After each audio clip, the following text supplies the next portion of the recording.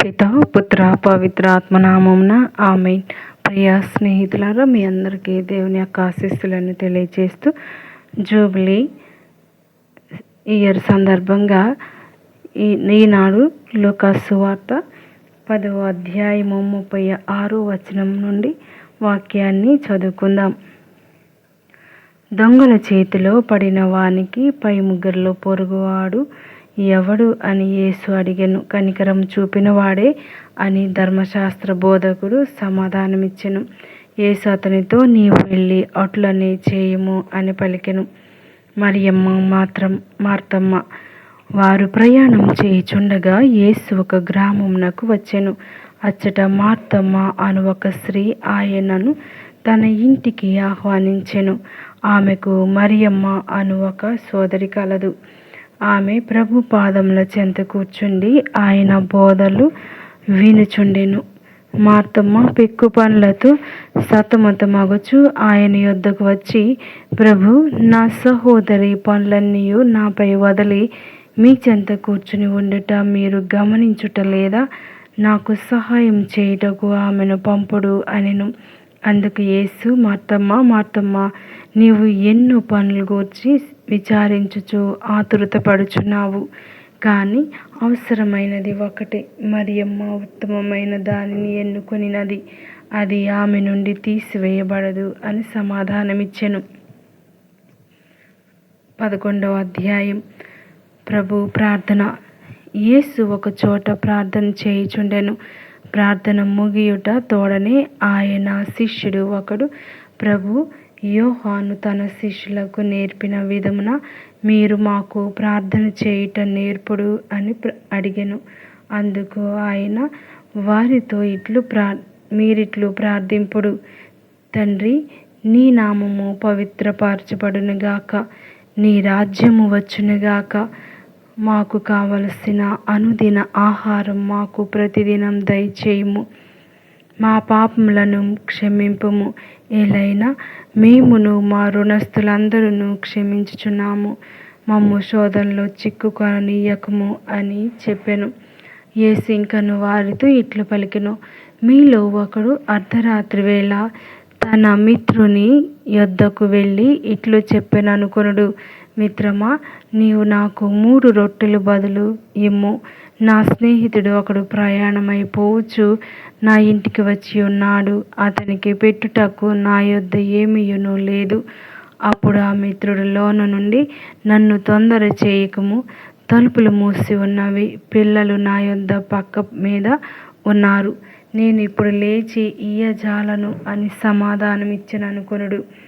నేను మీతో చెప్పున్నది ఏమన్నా, అతడు మిత్రుడై ఉండియు లేచి ఏమియు ఇయ్యకపోయినను పదే పదే ప్రాధేయపడి అడిగినందున లేచి అతని అవసరమును తీర్చును. అట్లే మీరును అడుగుడు, మీకు అనుగ్రహింపబడును, వెదకుడు, మీకు దొరుకును, తట్టుడు, మీకు తెరవబడును, అడిగిన ప్రతి వానికి ఇయ్యబడును, వెదకు వానికి దొరుకును, తట్టు వానికి తెరవబడును అని మీతో చెప్పుచున్నాను. మీలో ఏ తండ్రి అయినా కుమారుడు చేపను అడిగినచో పామును ఇచ్చునా? గుడ్డును అడిగినచో తేలును ఇచ్చునా? మీరు ఎంత చెడ్డవారైనను మీ బిడ్డలకు మంచి వస్తువులను ఇచ్చుట మీకు తెలియను గదా? పరలోకమందున్న మీ తండ్రి తనను అడిగిన వారికి ఇంకా ఎంతగా పవిత్ర ఆత్మను ఇచ్చును ఊహింపుడు. దెయ్యము. ఆయన ఒక మూగ దెయ్యమును పారద్రోలుచుండెను. దెయ్యము పారిపోవగానే మూగవాడు మాట్లాడుటను చూసి ప్రజలు ఆశ్చర్యపడిరి. పరిసయ్యులు, ఇతడు దెయ్యములకు అధిపతియగు బెల్జెబూలు వలనని దెయ్యములను వెడలగొట్టుచున్నాడు అనిరి. కొందరు ఆయనను పరీక్షింపగోరి, పరలోకము నుండి ఒక గుర్తును చూపుము అనిరి. యేసు వారి ఆలోచనలను గ్రహించి వారితో ఇట్లనెను: అంతఃకలహములకు గురి అయిన ఏ రాజ్యమైనను నాశనమగును, కలహమునకు గురి అయిన ఏ గృహమైనను కూలిపోవును. సైతాను రాజ్యము అంతఃకలహమునకు గురి అయినచో అది ఎటుల నిలువగలదు? నేను బెల్జెబూలు తోడ్పాటులో దెయ్యములను పారద్రోలుచున్నానని మీరు అనుచున్నారు. అట్లనైనా మీ కుమారులు ఎవరి వలన పారద్రోలుచున్నారు కనుక వారే మీకు న్యాయాధిపతులు. నేను దేవుని ప్రభావం వలన దెయ్యములను వెడలగొట్టుచున్నాను. కాబట్టి దేవరాజ్యం మీ సమీపమునకు వచ్చి ఉన్నది. బలవంతుడు ఆయుధములను ధరించి తన ఇంటికి కావలి కాచుకొనినచో అతని సంపద సురక్షితముగా ఉండును. కానీ అతనిని మించిన బలవంతుడు అతనిపై పడి జయించిన ఎడల అతడు నమ్ముకొని ఉన్న ఆయుధములను స్వాధీనం చేసుకొని దోచుకొని నా సంపదను పంచిపెట్టును. నా పక్షమున ఉండని వాడు నాకు ప్రతికూలుడు, నాతో ప్రోగు చేయని వాడు చెదరగొట్టువాడు. దుష్టాత్మ వలన దుర్దశ. దుష్టాత్మ ఒక మనిషిని విడిపోయినప్పుడు అది విశ్రాంతికై వెదకుచు నీరు లేని ప్రదేశములో తిరుగుచుండును. అది దొరికినప్పుడు నేను వీడిని విడిచి వచ్చిన నా ఇంటికి తిరిగిపోయేదను అని చెప్పెను. వచ్చినప్పుడు ఆ ఇల్లు శుభ్రంగా ఊడ్చి అమర్చబడి ఉండుట చూసి వెళ్ళి తనకు మించిన మరి 7 దెయ్యములను తీసుకువచ్చి అక్కడ నివాసము ఏర్పరచుకొనెను. అందువలన ఆ మనిషిని పూర్వస్థితి కంటే కడపటి స్థితి మిక్కిలి హీనముగా ఉండును. ధన్యులు. ఆయన ఇట్లు పలికినప్పుడు జనసమూహములు ఒక స్త్రీ నిన్ను మోసిన గర్భమును నీవు పాలిచ్చిన స్తనములను ధన్యమైనవి అని ఎలుగెత్తి పలికెను. అందుకు యేసు దేవుని వాక్కును ఆలకించి దాన్ని పాటించువారు మరింత ధన్యులు అనెను. యోనా ప్రవక్త చిహ్నము. ప్రజలు అనేకులు అచ్చట చేరగా యేసు ఇట్లు చెప్పనారంభించెను. ఈ తరము దుష్టమైనది, ఇది ఒక అద్భుతమును కోరుచున్నది. కానీ యోనా చిహ్నము కంటే వేరొకటి అనుగ్రహింపబడదు. ఏలైనగా నినివే వాసులకు యోనా చిహ్నమైనట్లే ఈ తరమునకు మనుష్య కుమారుడు చిహ్నమగును. తూర్పు దినమున దక్షిణ దేశపు రాణి వీరి ఎదుట నిలిచి వీరిని ఖండించును. ఏలైనా ఆమె సొలొమోను విజ్ఞాన వాక్కులు వినుటకై దిగంతముల నుండి వచ్చెను. ఇదిగో ఆ సొలొమోను కంటే అధికుడు ఇచ్చట ఉన్నాడు. నినివే పౌరులు యోనా ప్రవక్త ప్రవచనములను ఆలకించి హృదయ పరివర్తనము చెందిరి. కనుక తీర్పు దినమున వారు వీరి ఎదుట నిలిచి వీరిని ఖండింతురు. ఇదిగో యోనా కంటే గొప్పవాడు ఒకడు ఇచ్చట ఉన్నాడు. వెలుగు నీడలు. దీపమును వెలిగించి ఎవడనో చాటును గాని కొంచెం క్రింద గాని ఉంచడు. లోనికి వచ్చు వారికి వెలుతురునిచ్చుటకు దీపస్తంభంపై ఉంచును. మీ కన్ను నీ దేహమునకు దీపిక. అది తేటగా ఉన్న ఎడల నీ దేహమంతయు కాంతివంతమై ఉండును. నీ కన్ను మస్కబారినచో నీ దేహమంతయు చీకటమై మగును. కనుక మీలో ఉన్న వెలుగును చీకటిగా మారకుండుటకు నీవు అప్రమత్తుడవై ఉండుము.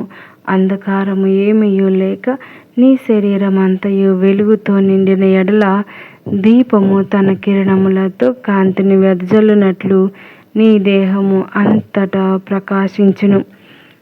అధర్మక్రియలు. ఆయన మాట్లాడుచుండగా ఒక పరిసయ్యుడు తనతో కూడా భుజించుటకు రండని ఆయనను ఆహ్వానించెను. ఆయన లోనికి వెళ్ళి భోజనమున కూర్చుండెను. భోజనమునకు ముందు ఆయన కాళ్ళు చేతులు కడుక్కొనకపోవుట చూసి పరిసయ్యుడు ఆశ్చర్యపడెను. అందుకు యేసు అతనితో ఇట్లనెను, మీ పరిసయ్యులు గిన్నెలకు పళ్ళెములకు బాహ్య శుద్ధి చేయుదురు, కానీ మీ అంతరంగము దౌర్జన్యముతో దుష్టత్వముతో నిండి ఉన్నది. అవివేకులారా, వెలుపలి భాగమును చేసినవాడు లోపలి భాగమును కూడా చేయలేదా? కనుక మీకున్న దానిని పేదలకు వసగుడు, అప్పుడు అంతయు శుద్ధి అగును. అయ్యో పరిసయ్యులారా, మీకు అనర్థము. మీరు పుదీనా, సదాప మొదలగు ప్రతి ఆకుకూరలోనూ 10వ వంతును చెల్లించుచున్నారు, కానీ ధర్మమును దైవ ప్రేమను ఉపేక్షించుచున్నారు. వానిని చెల్లింపవలసినదే, కానీ వీనిని నిర్లక్ష్యం చేయరాదు. అయ్యో పరిసయ్యులారా, మీకు అనర్థము! మీరు ప్రార్థనా మందిరములందు ప్రధాన ఆసనములకును అంగడి వీధుల యందు వందనములను అందుకొనుటకు కాంక్షింతురు. అయ్యో పరిసయ్యులారా, మీకు అనర్థము! ఏలైనా మీరు కనబడని సమాధుల వలె ఉన్నారు. అవి సమాధులు అని తెలియకయే మనుషులు వారిపై నడుచుచున్నారు. అప్పుడు ధర్మశాస్త్ర బోధకుడు ఒకడు, బోధకుడా, ఇట్టి మాటలతో మీరు మమ్ములను కూడా నిందించుచున్నారు అనెను. అందుకు యేసు, అయ్యో ధర్మశాస్త్ర బోధకులారా, మీకు అనర్థము! మీరు మోయ సాధ్యం కాని భారములను ప్రజల భుజములపై మోపుదురే కానీ ఆ భారమును మోయుటకై వారికి సహాయపడుటకు మీ చిటికెలైన వేలైనను కదపరు. అయ్యో ధర్మశాస్త్ర బోధకులారా, మీకు అనర్థము! మీ పితరులు చంపిన ప్రవక్తలకు మీరు సమాధులు కట్టుచున్నారు. ఈ విధమున మీరు మీ పితరులు చేసిన పనులకు సాక్షులై వారితో ఏకీభవించుచున్నారు. ఏలైనా వారు ప్రవక్తలను చంపిరి, వీరు వారికి సమాధులను కట్టుచున్నారు. ఇందువలననే దేవుని జ్ఞానము ఇట్లు చెప్పబడుచున్నది, నేను వారి వద్దకు ప్రవక్తలను అపోస్తలులను పంపెదను. వారిలో కొందరును వారు చంపెదరు, కొందరును హింసించెదరు. ప్రపంచ ప్రారంభం నుండి అనగా ఏబేలు హత్య మొదలుకొని గర్భాలయమునకు బలిపీఠము నాకు మధ్య జరిగిన జకరియా హత్య వరకు చిందింపబడిన ప్రవక్తల రక్తమునకు ఈ తరం వారు విచారింపబడుదురు అని మీతో నిశ్చయముగా చెప్పుచున్నాను. అయ్యో ధర్మశాస్త్ర బోధకులారా, మీకు అనర్థం! మీరు జ్ఞానాలయపు ద్వారమును బిగించి తాళపు చెవిని మీ స్వాధీనం చేసుకుని ఉన్నారు. మీరు ప్రవేశింపలేదు, ప్రవేశింపు వారిని మీరు అడ్డగించితిరి అని చెప్పెను. యేసు అక్కడి నుండి బయలుదేరినప్పుడు ధర్మశాస్త్ర బోధకులు పరిసయ్యులను ఆయనపై పగబట్టి ఎట్లయినను ఆయనలో తప్పు పట్టవలనని ఒత్తిడి చేయుచు ప్రశ్నింపసాగిరి. ఇట్లు వారందరూ ఆయనను మాటలలో చిక్కించుకొనవలెనని పొంచియుండిరి. లూకా సువార్త 12వ అధ్యాయం. కపట ప్రవర్తనను గూర్చి హెచ్చరిక. అంతలో వేలాది ప్రజలు గుమికూడి త్రొక్కిసలాడుచుండిరి. యేసు శిష్యులను ఇట్లు హెచ్చరింప ఆరంభించెను. పరిసయ్యులు పులిసిన పిండిని గూర్చి అనగా కపట ప్రవర్తనను గూర్చి మీరు జాగరూకులై ఉండుడు. దాచబడినది ఏదియో బయటపడకపోదు, రహస్యమైనది ఏదియో బట్టబయలు కాకపోదు. మీరు చీకటిలో చెప్పునది అంతయు వెలుతురులో వినబడును. మీరు మారుమూల గుసగుసలాడునది అంతయు మిద్దెలపై నుండి చాటబడును. ఎవరికి భయపడుట? మిత్రులారా, నేను మీతో చెప్పినదేమన్నా, మీరు శరీరమును నాశనం చేయు వారికి భయపడకుడు. వారు అంతకు తప్ప ఏమియూ చేయజాలరు. మీరు ఎవనికి భయపడవలెనో చెప్పెదను. మిమ్ములను చంపి నరక కూపమున పడవేయగల వానికి భయపడుడు. అవును, వానికి భయపడుడు అని చెప్పుచున్నాను. 2 కాసులకు 5 పిచ్చుకలు అమ్మబడుట లేదా? కానీ వానిలో దేనినైనాను దేవుడు విస్మరింపడు. మీ తల వెంట్రుకలు కూడా లెక్కింపబడి ఉన్నవి. భయపడవలదు. మీరు అనేక పిచ్చుకల కంటే శ్రేష్టమైన వారు. బహిరంగ సాక్ష్యం. నన్ను మనుషుల ఎదుట అంగీకరించు వానిని మనుష్య కుమారుడు కూడా దేవదూతల ఎదుట అంగీకరించును.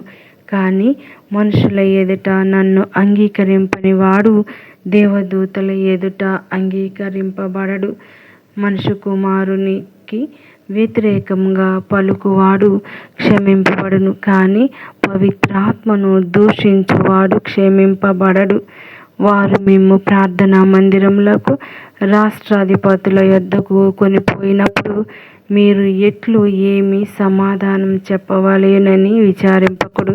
ఆ గడియలో ఏమి చెప్పవలెనో పవిత్రాత్మ మీకు నేర్పును. లోబివాని ఉపమానం.